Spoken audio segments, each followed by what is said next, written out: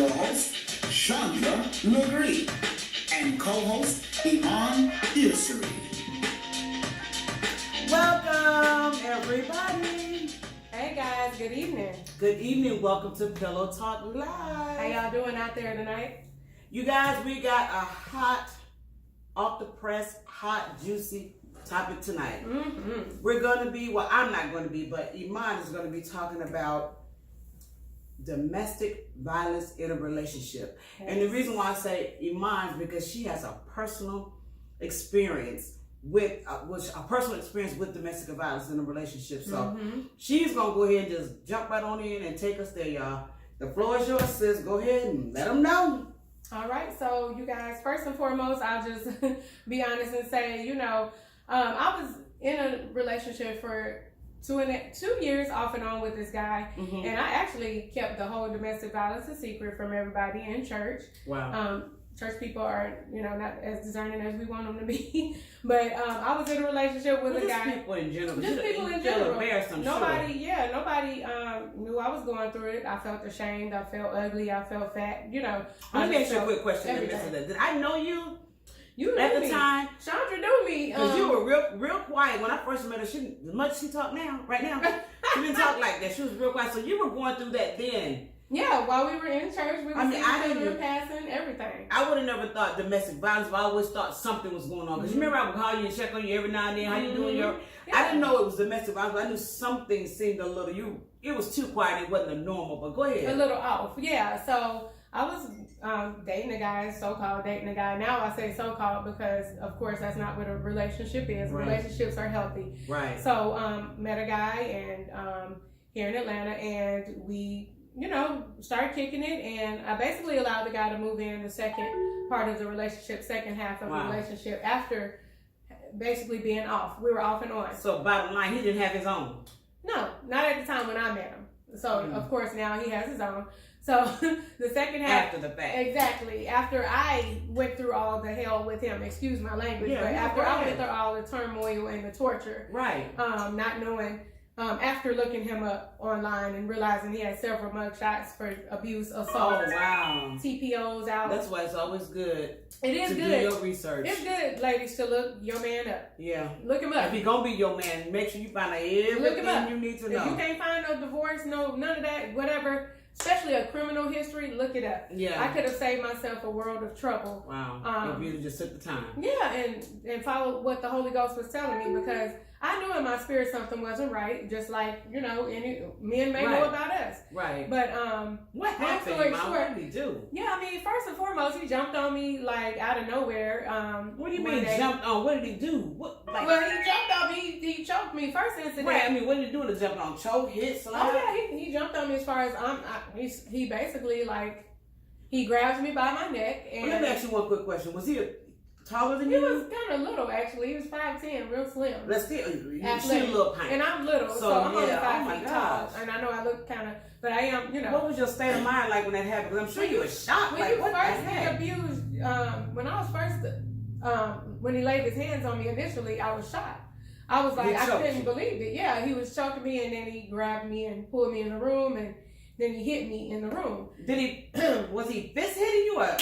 Just like, somebody kind of slapping you around. Wow. And what did you think about at that time? I was shocked. Right? It was the first time. And basically, I feel like. Try to fight back? Of course, yeah. I'm like pushing him off me because, I'm like, get up off of me. So I'm screaming for help. Neighbors ain't calling. Because you can hear everything in this particular apartment that I stayed in. The walls are paper thin in the apartment. You can hear. Wow. My neighbor was at home. Everybody could hear. So, well, did you stay with him after that? Well, he refused to leave my home, y'all. First of all, how did he refuse? He had asked to stay with me, and he refused to leave my home. That's why he would jump on me every incident, because it was a buildup. I would say, well, rent is due. If you're gonna be here, I need a little rent money. I need gas money, something. Money on the water lights. Let me ask you this question. I don't mean to cut you off, since I'm sorry, but I just really got to get this processes in my mind. So after the first time that this man laid his hands on you, choked you up, right, took you in the room and pretty much slapped you around, why did you call the police on him? No, I didn't call the police initially. I don't. You don't think. So what he did? The first time I apologize. I would say I was going to call the police, but of course he would throw my phone or put it in his pocket. And then once he calmed down, abusers, they're very bipolar. They're up and down. One minute they're in a rage, next they're calm, they're loving. But he had a way of calming you down that night. Apologetic. Apologetic. Yeah. To let you make. Well, he was going out of town, so the only thing he was like, the first time he jumped on me before he left to go out of town, he said, "Oh, he'll be all right. You know that'll." Were there any bruises or anything? No, not at first. No. Oh, so you did. So he used to leave bruises on you as it gradually went on. As it gradually goes on, and any woman or a man in a relationship that's abusive know that it's gradual. It starts out with choking. First, it started with verbal, verbal abuse. I'm sorry. Him telling me, "You ugly, no, ain't nobody want you." Really? You're not. Nobody don't want you anyway. That's why you by yourself. And abusers love to play. But I guess the tricks don't change because what you just telling me, that's stuff that I dealt with. Or other people dealt with years and that was old school game. That was old school game. So they're still doing it now. Yeah, young girls, people, y'all go through that now with these boys. Don't let nobody. Don't settle for anything than what you're supposed to. If your standards are high or wherever they should be, don't lower them for someone that's abusing you. It starts out verbal, and it started out verbal with us. Like he would tell me I was fat because I was gaining weight. Well, we're going out to eat all the time. You're taking us. Right, so what you taking me and the kids because he had a daughter. I had a son, I have a son, and he, you're taking us all over the world. We eating everywhere, so we eating good and we hanging out. So, ain't that something? Did y'all hear what she just said? Yeah, she had an abuser that physically abused her, but then he'd take her out, feed her, help her to gain the weight, but then he turn around and attack her for the weight. Exactly. That sounds like a very, not just mental bipolar. He had some abusive things that have went on in him in his life, to be able to deliver that to you. But tell me about the second time. How long was it in between the first and second time? It was like another month or two. And so after that, what did you do the second time? He had lost his nephew, but he was going back out of town. Mm-hmm. So he didn't do anything that particular weekend because, he just lost his nephew. And so I would say a month or two later was another holiday coming around, Memorial Day, one of those type of holidays. So I bring it up again. I really think it's time for you to move out. We're not married. I don't know where this is going. I don't feel like it should go anywhere. So every time you try to reject him, he tried to hurt you. Exactly. Basically, I'm like, I need a light, I need money for the rent, this and that. He went so far to even move with me to my new place because he didn't have nowhere to stay or he didn't want to have somewhere to stay. So did he play on your sympathies for you to take him from one place to the next? He had to play on your sympathies in your heart and your kind-heartedness. Y'all got to remember, the enemy knows you. He knows your strengths and your weaknesses. So he knows, okay, she got this little window. She was feeling this way before he came back. Lonely. And I don't feel like I was feeling lonely. Maybe he just knew I had a soft spot for the guy. So when he hit me up, so I really wish I hadn't, answered that email that day. But what it sounds like to me, you're a giver. You have a giving heart. Mm-hmm. You don't want to see anybody go through a struggle, regardless if it's a man or a woman. And it sounds like to me you really kind of start off just trying to help him, and then hey, we're both here. Let's see if we can make a go out of it, and boom. Because I would say y'all, too, about that with the whole since we're here together. For me, it was like I'm thinking he really was gonna leave, and you stay at your place, I stay at mine. We'll see how it goes. But I wasn't seeking to really be back with him.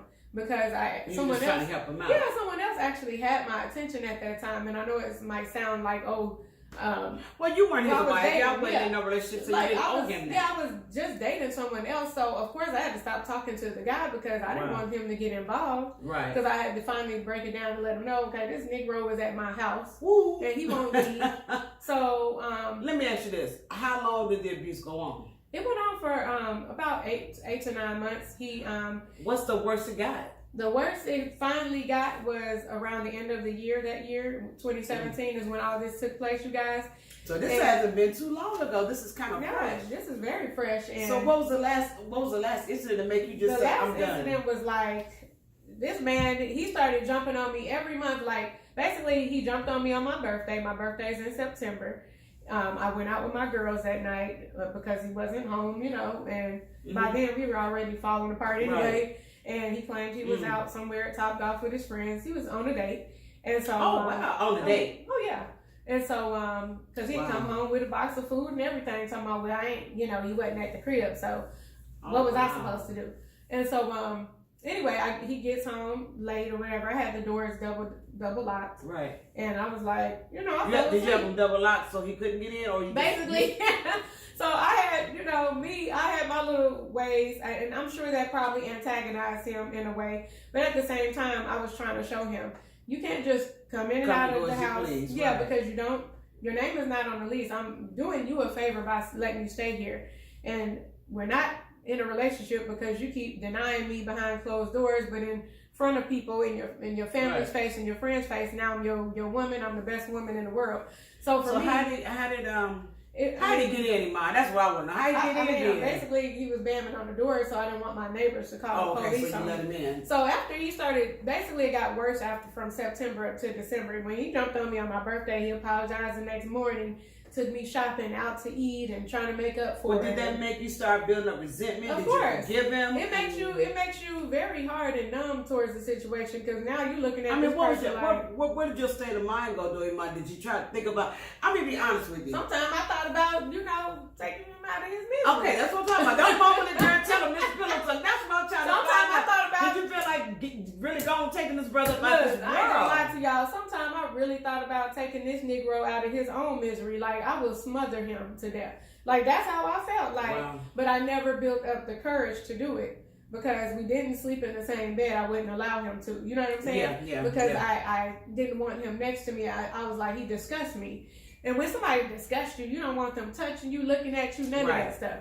So what was your breaking point with this last incident that made you say, no, I'm done, versus all the other times you let him stay? Oh, all the other times, I always tried to call the police, and he would take the phone, put it in his pocket, or throw the phone way across the apartment. Yeah, so he would overpower me. So the last time I knew he was crazy, for real crazy, was I did a wait until exhale. I was like one of them women in the movie. Ooh. I grabbed all his stuff out of the closet, the bedroom. Girl, did you have matches in the lighter for ready? My goodness. I moved all the stuff to the front door. See, when you tired and you sick and tired of being sick and tired, together. I moved the stuff by the front door and sending the signal. When you come in, it's time for you to go. You going right back. Because at this point, he's staying out every night. You know what I'm saying? At this point, he's not knowing that I know he has a place to stay. He done found an apartment in the month of November. He had found an apartment. He paying on the apartment. He got cable, water. So he had a place that was set up, y'all, and he was still over there trying to tear you down. You torturing me. Now, I have seen this before. Oh, Iman, I got to stop you, sis. I got to stop you. Mm-hmm. You just said something that just rung in my chest deep. Yeah. You said that this man had an apartment, he was paying rent, you guys had cable in this apartment. He paying. Still coming to her house, pretending like he don't have nowhere to go. But here's the thing: what I'm trying to get to, dating a whole nother female with a child. Okay, but this is the thing I'm trying to get to. Iman, what's freaking me out? The other place, the cable, the whole setup. Yeah. But he's still at you. So do you think it sounds like to me now? This is just me. I could be wrong. He had all this whole nother life going, so he really didn't have to be there with you, period. Do you think he was trying to kill you? I'm just going to be honest. Yeah, he did. He was set up to go on, but it's like he was only there to harm you. Yeah, the spirit that he housed, that he allowed the enemy to use him to try to kill me. The last time he jumped on me, because every incident when he jumped on me, it got worse and worse. He would punch me. The way you fist fight somebody, punch you like in the face. Yeah, like I would go to work, I would put on layers of makeup, I would watch YouTube on how to, cover up scars. Wow. And I would go to work, I would put on different lipsticks like this color or I have a deep dark purple. Or your lip from being busted, he would bust your mouth. One time it looked like I had a canker sore, but it wasn't. Oh my gosh, from him hitting my lip had a blood shot, like a blood clot right there. And so I put on my deep dark purple lipstick that day. And I did like layers of makeup. So your face was bruised too. And I was real scarred up. I had on like long sleeves, everything with my scrubs on. And we just so happened to get flu shots. So I'm thinking they was going to see my... In church. You said he was in church too though, yeah, right? But he didn't go to our, church I was going to at the time. Church. Yeah, he was going to church. He's in church, supposedly. And all this was happening when I knew you. Yeah. When I first met you, I never noticed any of that. When you covered well, that's a good makeup artist. You covered great. I mean, I didn't see any of that. Just emotionally, I didn't let nobody at work. I was always happy. I was always smiling. Oh, wow. That's how you have to watch the signs of a woman or a man or a woman, whomever, a child, even a teenager, pretending like they're always happy and they're over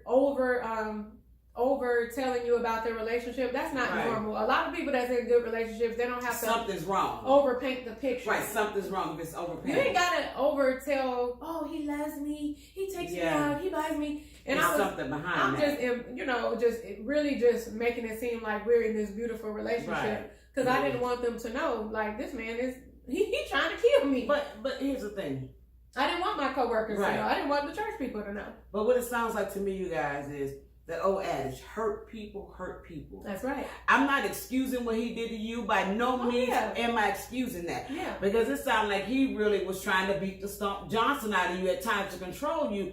But it sounds like to me he was abused to be able to turn around to abuse her. Or maybe he's seen that in the household. I've seen that in the household. I've seen my I'm saying either it happened father to jump him or on my mother. Right. My mother didn't come from that background. She came from a middle class family. My grandfather never, from what I knew, he never laid a hand on my grandmother. But for my mom to end up in those type of relationships, I used to always say, ain't nobody jumping on me. Nobody. And I always made sure if the signs were there, I used to get ghosts. Right. But like, what was different this time that you saw it? He wouldn't leave. Like, he I'm just saying, but you said you saw it kind of from the beginning, but you went on into it anyway. Like I said, I felt sympathy for him when he asked for a place. I was just thinking it was literally a weekend. Right. It was like, okay, he gonna get gone after this. He had an agenda the whole time. He had an agenda. And you know what?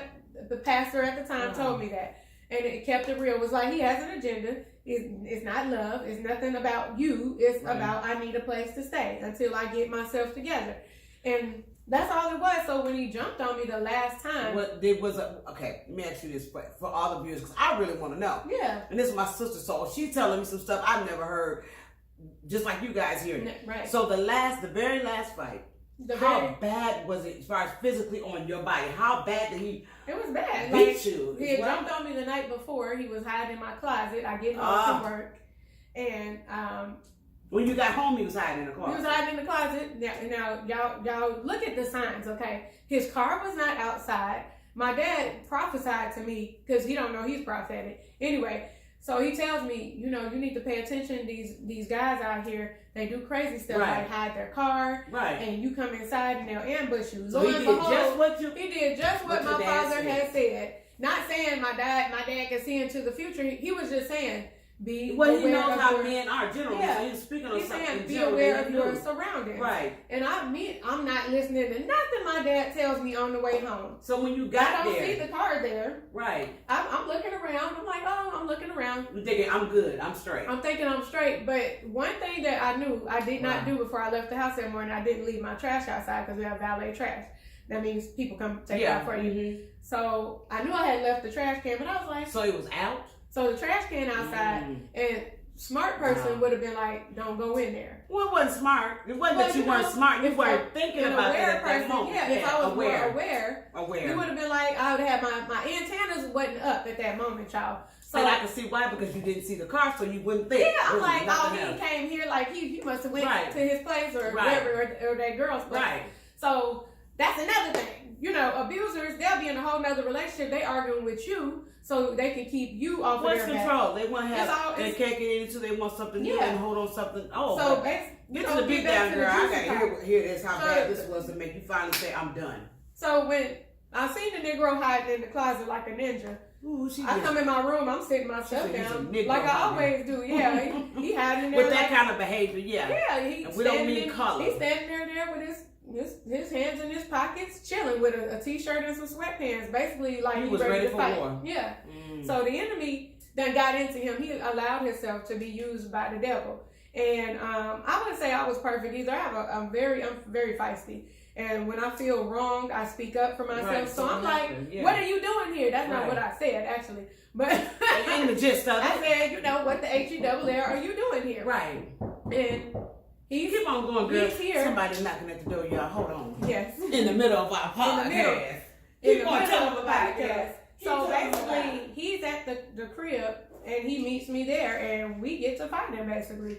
He jumps on me, and The abuse is so real, y'all, because he jumps on me. He grabs a blanket, he grabs pillows, blankets, and he tries to smother me. And that's when I knew it got real, when he grabbed my Vera Bradley blanket and basically put it over my face. How did you get out of that? I wiggled him out of it. Did you feel yourself like going down, going out? Yeah, because I have asthma, y'all. Can't breathe as it is. So somebody putting, okay, this person crazy. He was like, you gonna shut up and be quiet. You gonna stop talking. I can't believe you putting me out. Yeah, because this is around the holidays. So he's trying to make it seem like I don't have nowhere to go. Right. You got somewhere to go. You a just whole place. What you telling me? Yeah, you got a whole place. So that was his motive. He was gonna kill you before he went to his place. He was gonna allow the enemy to use him to kill me. Cause see, the devil don't like you when you got a purpose and plan on your life. So you gotta call him. He gonna use whomever is willing and able. Yeah. And he tried to smother me to death. But you got out of it. Then he held me hostage in my own apartment the night before I got tired of it. So then he took my phone, threw it up against the wall, then put it in his pocket. So all I could do was basically stay in my room all night. I couldn't go nowhere, didn't eat dinner that night, none of that stuff. Take a shower, none of that, till the next morning. So he pretty much did to you, I'm going to have to say this, y'all, I'm sorry. He pretty much did to you what they're allegedly claiming R. Kelly did to these young women. Held them hostage, took everything. You couldn't use your phone, you couldn't do nothing. I guess so. And the last straw for him, he was going to take you out of here. The last straw was that morning, he jumps on me again. He wants to argue about soap. Wow. So, because all his stuff, mind y'all, is still by the door. And I'm like, you still gotta go. Like, I'm not gonna change my disposition. So how'd you get him out? So what I did, y'all, I finally called the sheriff's department. I got smart and called Gwinnett County. How'd you call though? I thought he had your phone. So by then he had calmed down. And gave it back. Remember, they're bipolar. Yeah. They're up and down. Two different people, Jekyll and Hyde. Right. So the next morning he jumps on me again over some soap that don't belong to him or tissue. So he rummaging through the bathroom. I get up. I'm trying to get ready for work. Because I know I still got to go to work. I'm just going to do my regular routine, put my makeup on. But by this time I had I had a black eye. So I was going to just put my makeup on and go to work. And with my scars and wear my regular. Was it worse than before where you could cover it, or were you able to not cover or not cover it? I could still cover it like I always did. But this time, once he jumped on me that morning, it made it worse. So, now my eye is swollen. So I can't go to work looking crazy, looking like it's Frazier versus Ali. So now he done jumped on me a second time in 2 nights, and I got tired. He had the nerve to get up and go to work and act like it ain't nothing. So I picked up my phone and I said, I told him on the way out, I said, I'll see you in court. Because I got tired. I got tired of being abused, jumped on, punched in the face, jumped on, slammed, and pulled across the floor, and being treated like a rag doll. That's how you're treated when you're abused. And the person know you're smaller than them. They know you weigh less than them. They know you're shorter than them. So I got tired of calling the police.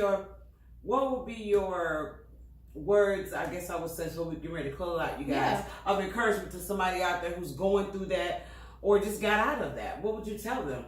Definitely, if you're going through it, I definitely say, please speak up, speak out. Talk to somebody. Yes. I mean, I did feel like nobody cared. I didn't tell anybody because I feel like, I felt like people are nosy. They just want to know. They just want a story. They want to gossip about it. Exactly. Yeah. And I'm like, even if I would have told you, wouldn't have done nothing. Right. And so once I started telling people, that's when, oh, you can stay with me. And I'm like, stay with you?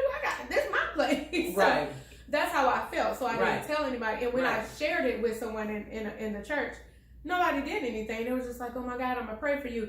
That's not what people want to hear. I'm going to just keep it real with y'all out there. People need help. All the time, a Bible verse is not going to get me out of this dangerous situation. Not when you're getting beat up physically and abused. You need more than that Bible verse at that time. A Bible verse and prayer is not going to save my life. I'm so sorry. And I mean, a long time it will help you, but in that moment, when you get beat, you need some physical you need somebody that's come get me, come get you and say, come stay with me for a week just to ease your mind, just to take your mind off of the... So I just want to say, man, woman, boy or girl, young person, please, if this is you in this situation currently, speak up and speak out. Find somebody you can trust get on that phone and ask for help, okay? Yeah, give them is there a number or something they can call too for help? Yes, ask for help, because you should not go through it alone. And it is a lonely feeling.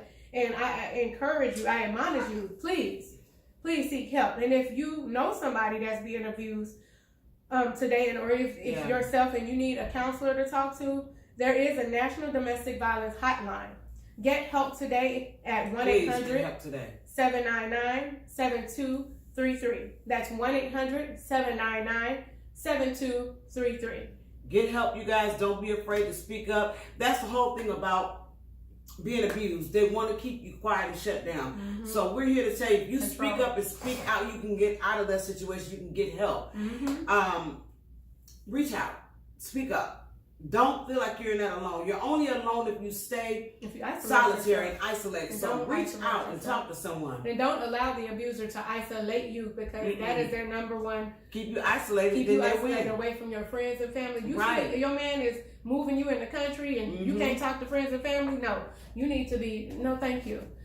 Get away from that, okay, guys? Before we go, guys, I want to just show you guys this book. Yes. It's called Daughters of Triumph. Mm-hmm. Even though it says daughters, a man or a woman can read this book. Mm-hmm. It's by Rashada Doggett, myself, Chandra LeGree, and 19 other co-authors. Mm-hmm. We co-authored this book together, and there are like 21 chapters in this book. We'll each tell a story of something that we've been through, whether it's sexual abuse, physical abuse, mother-daughter issues, daughter-daddy issues, all kinds of stuff. Yes. And it's really definitely deep with issues about domestic abuse. Mm-hmm. I mean, you guys get this book. It will help you if you're in the midst of that. Mm-hmm. And it also helps you, give you encouragement on how to overcome when you've come out of it.